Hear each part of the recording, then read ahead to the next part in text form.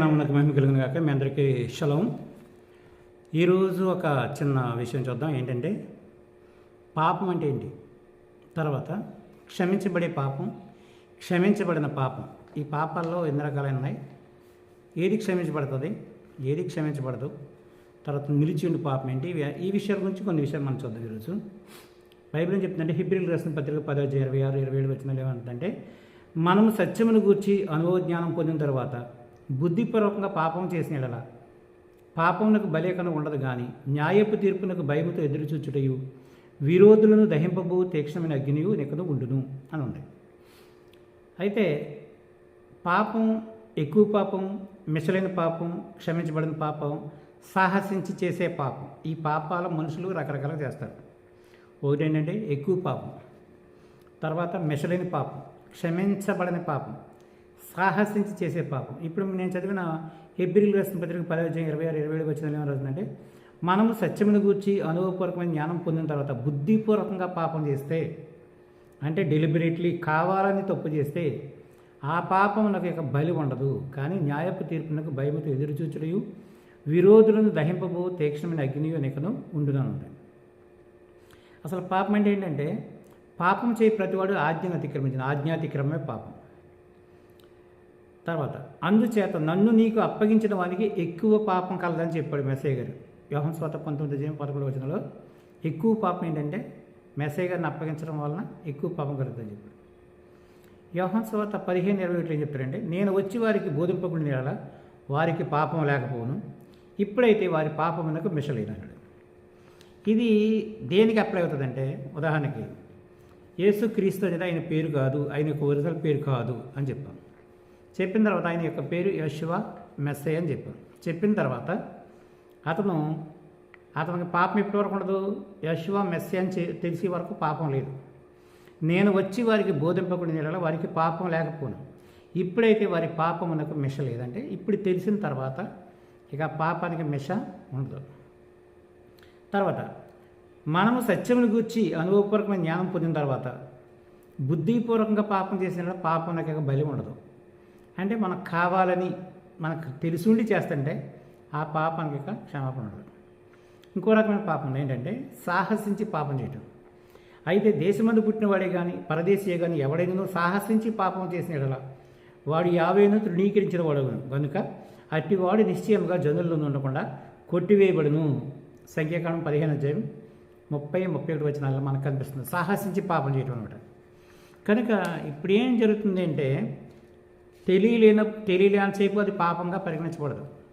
తెలిసిన తర్వాత అంటే నేను వచ్చి మీకు బోధింపకుండా ఎడల మీకు పాపం లేకపోను, ఇప్పుడైతే మీ పాపానికి ఇక మిష లేదన్నాడు.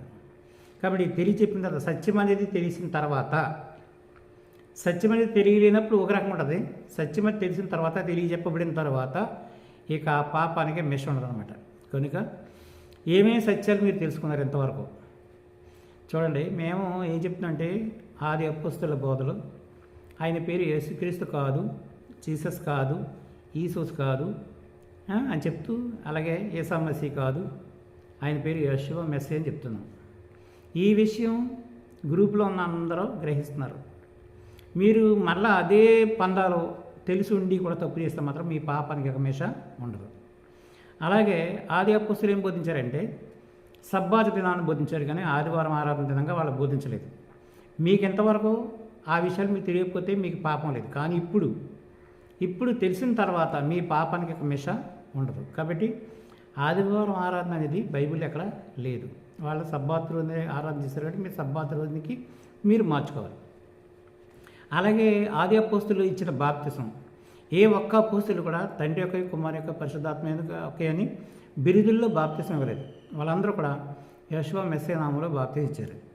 అలాంటి బాప్తిసం మీరు పొందుకోకపోతే మీ పాపాలు క్షమించబడవు. బాప్తిసం పొందుకుంటారు, పాప క్షమాపణ కొరకు బాప్తిసం పొందుతారు. కాబట్టి ఈ విషయంలో కూడా మీ యొక్క తప్పు క్షమించబడదు.